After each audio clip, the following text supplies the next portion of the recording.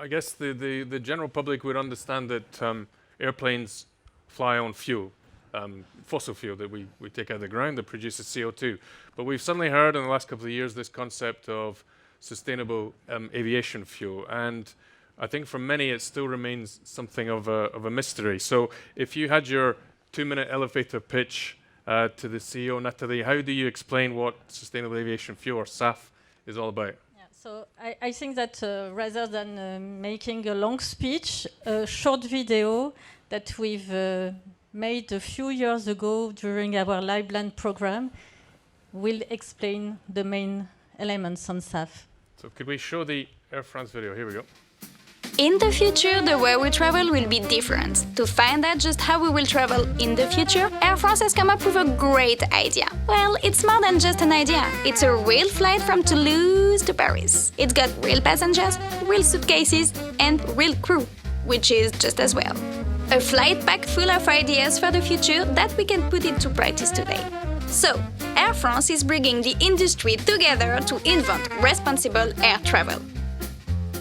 Today, on LabLine, we're taking a look at biofuels. Planes need energy to fly. Up until now, the best thing we thought of was kerosene. So what is kerosene? You got it! It's oil! But hang on. The problem with oil is that when you burn it, it produces CO2. The good news is that we've come up with something better than kerosene. Biofuel! But of course we mean biofuel that are respectful to the environment and that are not in competition with human food production. The great thing about biofuels is that we can make them using seaweed, sugarcane, mustards, carrots, banana skins, and even from used cooking oil. Which is good, because everyone likes French fries. The other great news is that biofuels reduce emissions by up to 80%. How come? Because instead of emitting more CO2 into the atmosphere, the only CO2 they emit is the one that plants have already absorbed. Biofuel is great for CO2. But there isn't enough of it around. That's why LabLine is getting everyone together to produce biofuel on a large scale in France. And that's not all. LabLine has got a lot more ideas to make the way we travel in the future more responsible. Okay, so thanks, AirFrance. I think it gives a good overview, but it also raises a few questions, which I'll come to in a moment. Dave, from a producer's perspective, what's SAF all about? I think the video says a lot. I mean, it's made out of waste streams. If you look at the sustainable aviation fuels, SAF it's called, sustainable aviation fuels are made from resources that are not conventional oils out of the ground, but made in the last decade.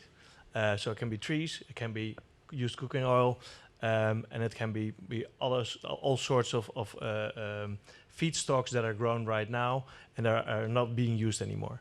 That's in a nutshell what it is. But the video says a lot, and I think it's a nice sort of bridge to say there's not enough of these fuels, and that's why we started to build a refinery, and we've got a little video on that. Okay. Considering the continued growth of the aviation industry and related carbon emissions, the sector needs to become more sustainable. A lot is being done in the Netherlands already to reduce fossil jet fuel use, including flying lighter, more efficient routing, and cleaner planes. But the biggest impact? Replacing fossil fuels with sustainable aviation fuel. As this new fuel is not yet available on a large scale, we are building a sustainable aviation fuel plant in the Netherlands, the first of its kind in Europe. The plant will be ready in 2022, running solely on regional organic waste streams such as used cooking oil and residue streams from other industries. With the use of green hydrogen, the plant will produce the most sustainable aviation fuel in the world.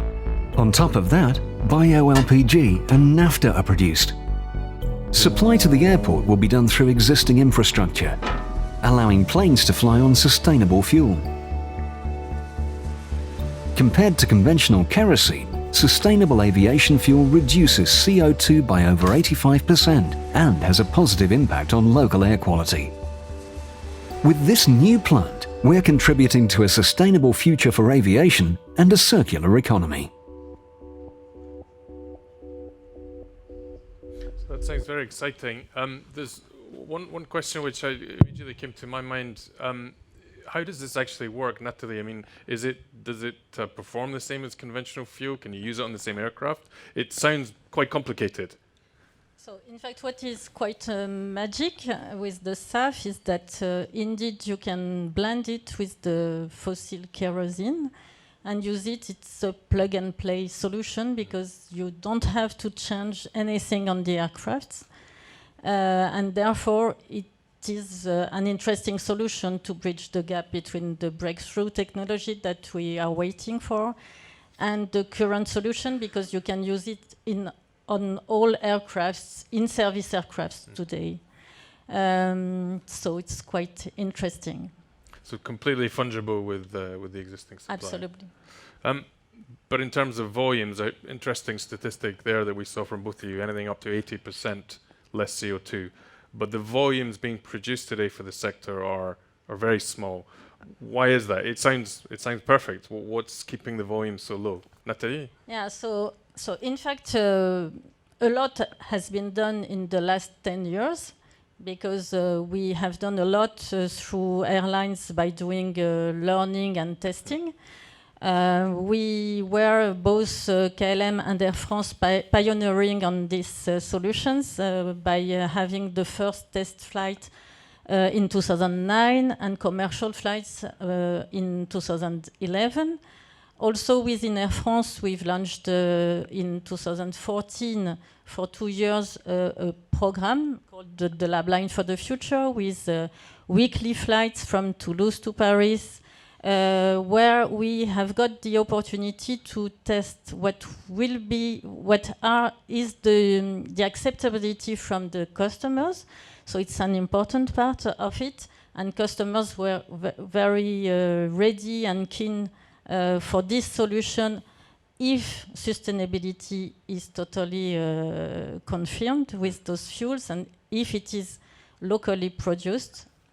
The second part was also to test that there is no impact on the motors and on the aircraft in terms of maintenance, and this has been proven. Now we really need to scale up, as Theye said, because indeed there is not enough production in the world, and we have to go further. For sure. So, why are the volumes so low? Why can't you just produce more of this stuff? Well, we could produce more. The only issue is that the demand hasn't been there in the last 10 years. When we started 10 years ago, we did first flights. We supplied 30 airlines around the world with extremely expensive fuels because the volumes were low. How expensive? Segregated systems. 20 times fossil prices. And if you look at an airline, 30-40% of the airline's cost is fuel. So the equation doesn't work if you want to sell tickets. So in the beginning, there was an interest for the airlines to step up and say, okay, let's test this and let's try to make this work. But the pricing was the biggest issue. Over time, you saw other stakeholders come into the game, airports, other airlines, corporate customers like the KLM corporate program, big corporates saying, okay, we want to do this. With that, we build a little bit of demand. And what you now see in the last 2 years, of course, that the atmosphere around flying is becoming more hectic, that people are saying, now we need to have aviation fuels. We need to do something with the aviation industry. But now we have an issue because there's no supply, because there's no refineries making this product. We started this project in the Netherlands 3 years ago. It takes 3 to 5 years to build a refinery like the one we're doing right now. This is a volume of 2% of the KLM volume in total. So if we want to really scale up, there's a lot of investments to be made in this industry. But when do investors step up? That's the only moment that they step up is that they see a market, a business case. So what we need and that's sort of the what's important for us, and also to tell this story is that each and every one steps up and says, okay, I want to fly in a sustainable way, and that's for corporates, it's for individual travelers, but also for governments to make legislation work. Say you got 2% of one airline's supply. If you managed to reproduce that across the whole sector, 2%, what would happen then, do you think? I think there will be a momentum that other stakeholders will step in. Investors, the main point. I mean, this little refinery that we're building is a 250 million euros investment. There billions need to go into this industry. If we get to the 2%, investors will see that this is coming.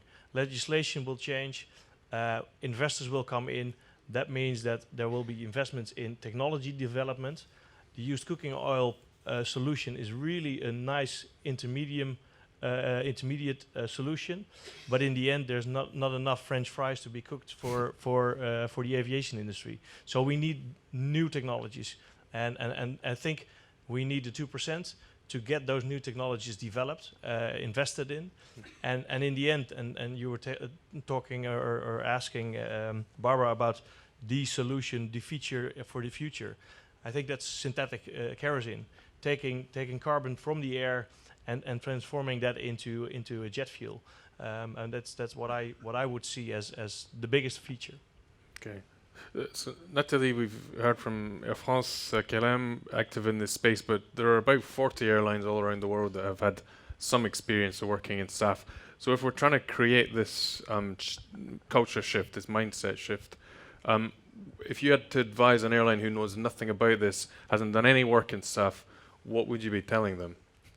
So what kind of advice? I would say that first of all, getting to their board and to their excom to convince them that it's an interesting solution, and because it starts like that.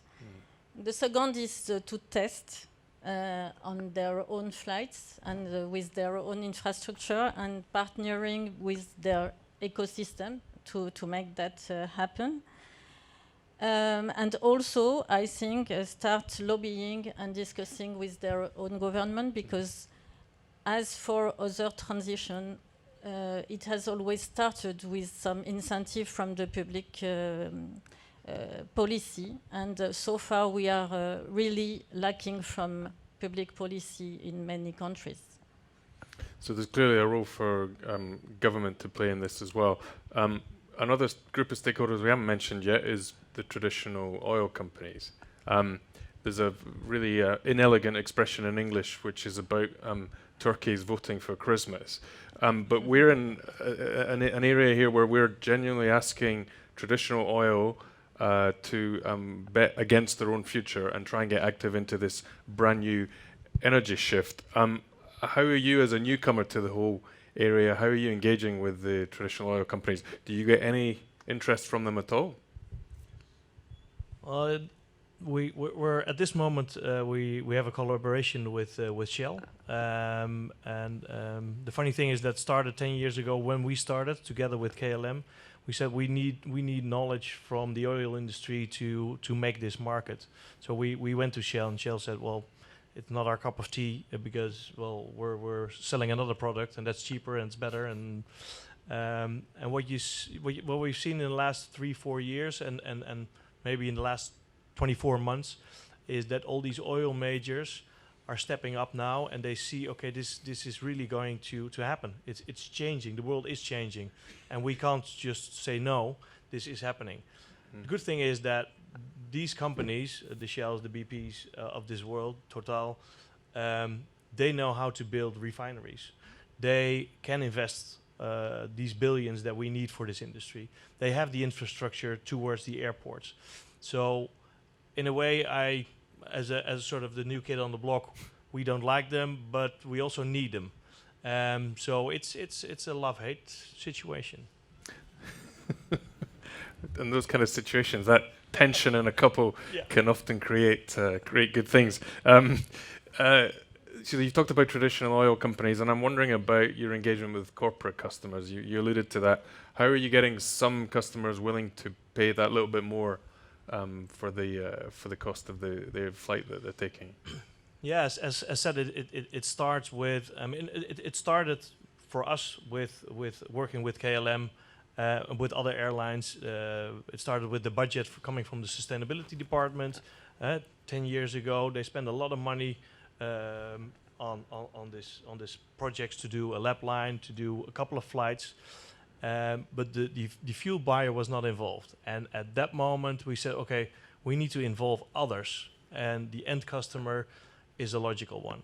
The big corporations are for us the easiest target because they see that they're young people. They want to do the right thing. So if they step on a plane, they want to do it in the right thing. They want to offset, but if there's other solutions, yes, they want to do that. So with our new Board Now program, we've said if big corporations like PwC, if they step in and they commit for 5 years to pay a little bit extra on these fuels, then we can bring that to the bank.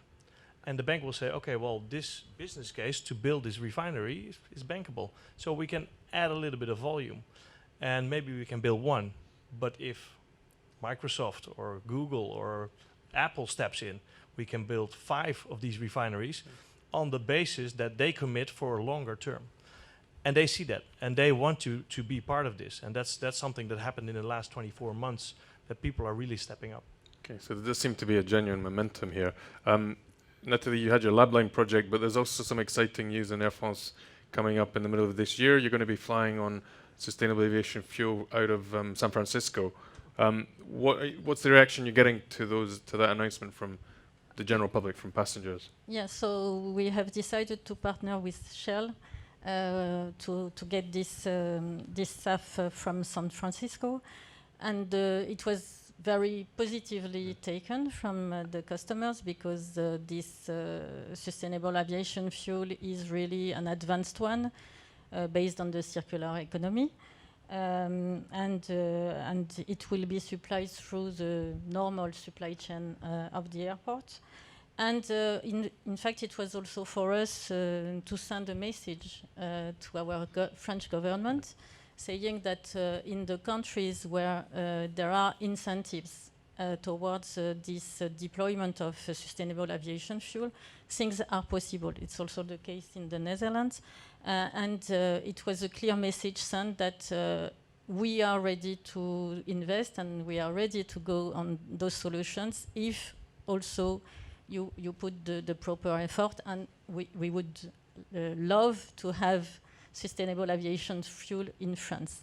So let me pick up on that. I mean, it's kind of ironic. You're a French carrier. You have to go all the way to San Francisco to send a message to your French government. Have they heard it? Is it hitting home, or? So I think that I am very happy because it seems that they have heard it, because not later than last Monday we had a big and strong announcement from the French government by producing the conclusions of a public-private Green Deal that has been done 2 years ago,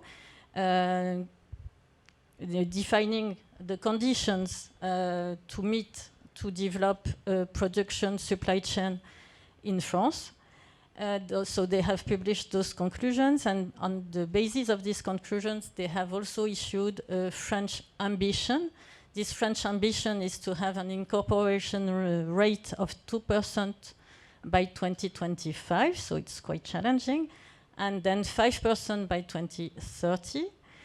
And they have also decided to launch something very concrete, because it's a call for expression of interest, so that producers or consortium propose concrete projects, and they will decide then what kind of incentives and public policy they can put in place. So quite a positive development, an exciting development.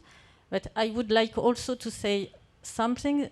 The corporate programs, it's a partnership to launch the productions and to come to 2% supply is something that is certainly very interesting to develop. But to go further, we will need to have really a global solution and global policies.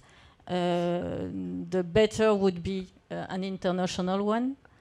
So we count on the IATA and ATAG to go through. And if not an international one, at least an European one. What's your perspective on policy, Theye? How do you see the global policy environment moving as far as production deployment is concerned of SAF? What you see right now, the landscape is sort of quite small because AirFrance is flying out of San Francisco, and that's with a reason. The California state has an incentive to use these fuels, and that makes them a bit cheaper. In Europe, we're working really hard to get the Renewable Energy Directive in place, where aviation fuels are also included, which make it a sort of a level playing field with road transport, biofuels, but also getting closer to fossil fuels. That's what you need to build a sustainable case, a long-term case. IATA, in an international scene, we're doing a lot of things. To get a global policy, I would find that sort of really difficult to see the same things happening in Europe as in South America.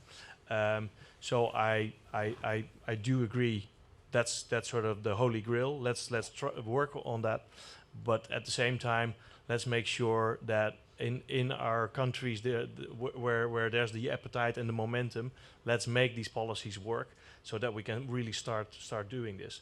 And that's why I'm really happy to hear and to see the press release this week in France.